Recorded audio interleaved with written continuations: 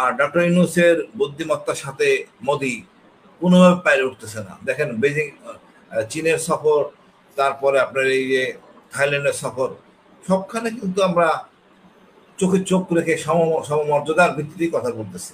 এবং বিচার যদি না করা হয় তাহলে আবার ফেসির সৃষ্টি হবে। আমি মনে করি বিচার হইতে হবে, কোনো ছাড় নাই। এবং সেনাবাহিনী প্রতিষ্ঠান এই সবাই খারাপ না, ম্যাক্সিমাম 0.1% অসৎ। তারপরে আমরা সেনা প্রধানের সাথে আছি। এলাকা থেকে আপনার পুলিশ রিক্রুট করে, আপনি কমিউনিটি পুলিশ বানান, দিন দিন এলাকার পুলিশ সৃষ্টি করেন। এখন এইটা না করলে উনি করতে না চান, কেন চান না ওনার ব্যাপার। আমাদের আসলে সবাইকে ঐক্যবদ্ধ হইতে হবে। এই অনুষ্ঠানটা আমরা সবাই সহজভাবে নিই না, এতে খুব ঐতিহ্যবাহী অনুষ্ঠান তাও না। 1985 সালে এটা শুরু হয়েছে যশোর থেকে। এরপর এটাকে অতিরঞ্জিত করতে করতে এমন পর্যায়ে নিয়ে গেছে, তিক্ত বিতক্তার মধ্যে গেছে। এই অনুষ্ঠানকে কেন্দ্র করে মানে বোমা পুঁতে রাখা হয়েছে, লোকজন আহত হয়েছে, মারা গেছে। এবং কথা হলো এটা আমাদের ধর্মের সাথে সাংঘর্ষিক। স্যার যেটা বললেন ঠিক আছে, আস্তে আস্তে সময় লাগবে।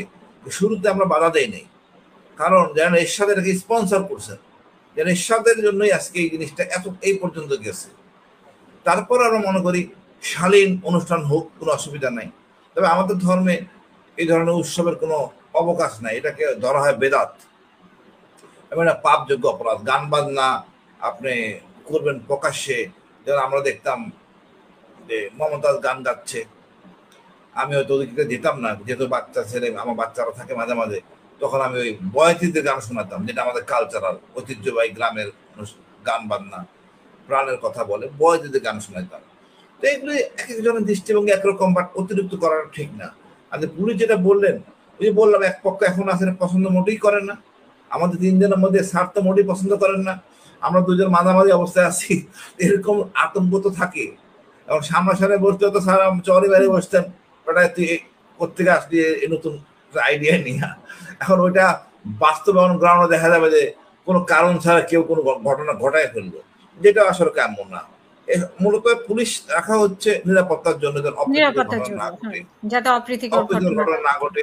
আর পূর্বে কিন্তু বোমা বোমা বোমা বোমা পুঁতে রাখা হয়েছিল, বোম ব্লাস্ট আর এবার তো আরো একটা মানে আতঙ্কের বিষয় আছে, যদি শেখ হাসিনার লোকজন আসে বিশৃঙ্খলা। অবশ্যই। তারপর দেখেন গাজা ইস্যু নিয়ে আমরা মনে করি ইসরায়েলে বন্ধ ভারত, সুতরাং একটা ফয়দা নেওয়ার একটা প্রক্রিয়া হবে।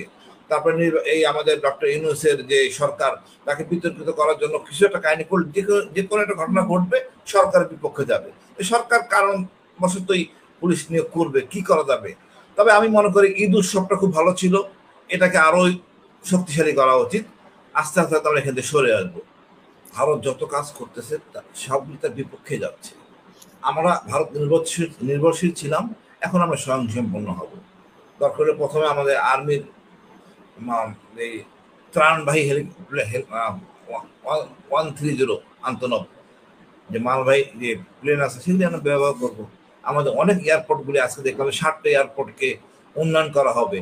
সবগুলি আমাদের জাতীয় ঐক্য বা দেশকে আমার মনে হয় শক্তিশালী করবে। এবং ইন্ডিয়ান সেন্টিমেন্ট দিন দিন বাড়তেছে। ভারত পরিকল্পনা ছাড়া এই একটাতে কাজ করলো, ট্রান্সশিপমেন্ট, খুব দুঃখজনক।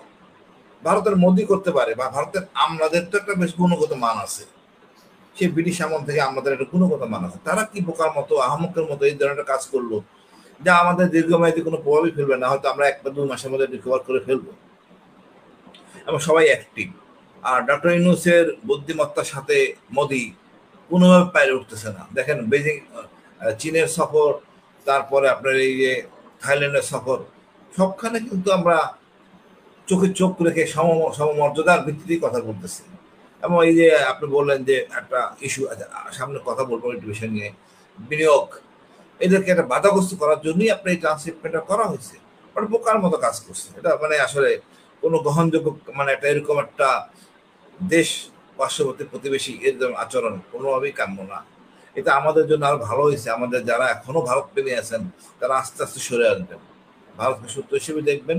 ইনশাল্লাহ আমরা শক্তিশালী হব, বিজয় আমাদের সামনে আসবে, নতুন বাংলাদেশ হবে ইনশাল্লাহ। মানে সেনাবাহিনী সম্পর্কে একটু, মানে গতকালকে আপনি বলেছিলেন যে রাওয়া ক্লাবে একটা মিটিং হয়েছে, তো সেখানে আসলে কি আলোচনা হয়েছে? সেনাবাহিনীর মধ্যে একটা শুদ্ধি অভিযান প্রয়োজন।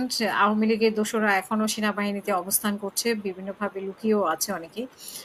যারা গুম খুনের সাথে জড়িত ছিল তাদেরকে বিভিন্নভাবে শেল্টার দেওয়া হয়েছে বা তারা এখনো পদে বহাল আছেন। এগুলো নিয়ে আমরা অনেক শুনতে পাই।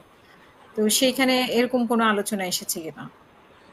আপা, আপনাকে মাহমুদ ওমর ভাই বেশ জোরালো বক্তব্য রাখছেন। উনি কোনো রাগ ডাক বলেন নাই, পরিষ্কার ভাবে বলছেন, যা আসলে সত্য কথা।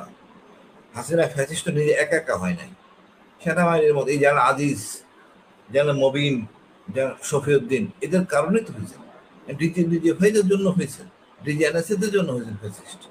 তোরা সেনাবাহিনীতে দায়িত্ব যদি পালন করে, জনগণের পাশে থাকে, এটা হওয়ার কোনো অবকাশ নাই। উনি বেশ অনেক সুন্দর সুন্দর প্রস্তাব দিচ্ছেন, এবং বিচার যদি না করা হয় তাহলে আবার ফ্যাসিস্ট সৃষ্টি হবে। আমি মনে করি বিচার হইতে হবে, কোনো ছাড় নাই। এবং সেনাবাহিনী একটা প্রতিষ্ঠান, এই সবাই খারাপ না, ম্যাক্সিমাম 0.1% অসৎ। তারপরে আমরা সেনা প্রধানের সাথে আছি। উনি অন্তত শেষ মুহূর্তে বুঝতে পারছেন যে না, আমার জনগণের সাথে থাকা উচিত, এই জন্য ওনাকে ধন্যবাদ দিই। আমরা চাই ওনার মাধ্যমেই উনি যেন এই সংস্কারটা করেন, দোষীদের চিহ্নিত করেন, আইনের প্রচলিত আইনের কাছে যেন হস্তান্তর করেন, ন্যায় বিচার পাই আমরা। আমরা এই জন্য আশা করি আবার সেনাবাহিনী তার আগের সৈন্য শক্তি ক্ষিপ্ততায় চলে আসবে, আবার সেই আসল জায়গায়, গর্বিত জায়গায় চলে আসবে। যে কলঙ্কিত অধ্যায় আমাদের হয়েছে, আমরা সেটা থাকতে চাই না। আমরা ব্যারেকে থাকবো, আমাদের কাজ আমরা করবো, এই রাজনীতির কাজ আমাদের না। র্যাবও আমাদের থাকার দরকার নাই, উই মাস্ট কাম ব্যাক। আমাদের সেনাবাহিনী, আমরা ক্যান্টনমেন্টের বিরুদ্ধে ভালো থাকবো। অনেক সুন্দর সুন্দর প্রস্তাব আছে, যেমন আমি মনে করি ব্যবসায়িক লেনদেন, এখানে সেনা অফিসার কিন্তু থাকা আপনার দরকার। কি মনে হয় যে এই যে নির্বাচন যত দেরি হবে এই আর্মিদেরকে ততদিনে থাকতে হবে? আমরা তো দেখতেছি যে 3 মাস, প্রথমে বলা হয়েছিল 3 মাস, এরপর এক্সটেনশন করা হয়েছে। পুলিশ যেহেতু কাজ করছে না ঠিক মতো, তো পুলিশ কাজ করতেছে না, আপনার এটা স্বরাষ্ট্র উপদেষ্টার ব্যর্থতা। সেনাবাহিনী কেন বাইরে থাকে?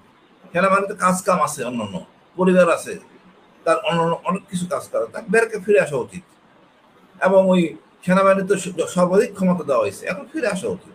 এবং পুলিশকে বলা হয়েছে, বারবারই বলতেছি আমরা, আমি তো বহুবারই বলি যে নিজ নিজ এলাকা থেকে আপনি পুলিশ রিক্রুট করেন, আপনি কমিউনিটি পুলিশ বানান, নিজ নিজ এলাকার পুলিশ সৃষ্টি করেন। এখন এইটা না করলে, উনি করতে না চান, কেন চান না ওনার ব্যাপার। আমাদের আসলে সবাইকে ঐক্যবদ্ধ হইতে হবে। আপনি দেখেন, পুলিশ, সেনাবাহিনী আছে, সবাই আছে, কোন একটা জায়গা বলতে পারবেন, কোন একটা মার্কেট বলতে পারবেন চাঁদাবাজি হচ্ছে না? আমি যদি এইবার তো খুব দুঃখজনক, আমি 11 নম্বর বাজারে দিছি, যাওয়ার পর জিজ্ঞেস করে, ভাই এবার 3বার চাঁদা দিছি, মাসিক চাঁদা, আপনার 26শে মাসের চাঁদা, আবার ঈদের চাঁদা। দুঃখ করে বলতে কি লাভ হইলো? তা আমি কি বলবো, যেহেতু চিনে আমারে, মাঝে মাঝে কথা বলি, আমার হতাশা। মানে আসলে যেটা আমরা পাইছিলাম, বা 5 মাসের পরে অন্তত 1 মাস চাঁদাবাজিটা বন্ধ ছিল, আমরা ব্যর্থ হয়েছি আসলে। এটা সরকারকে জি, কি না বলবো, বা যোগ্য ব্যক্তিরা, আসলে আমরা বিপ্লবটাকে ওন করি নাই, বিদায় আজকে সমস্যাটা হয়েছে। অনেক ধন্যবাদ।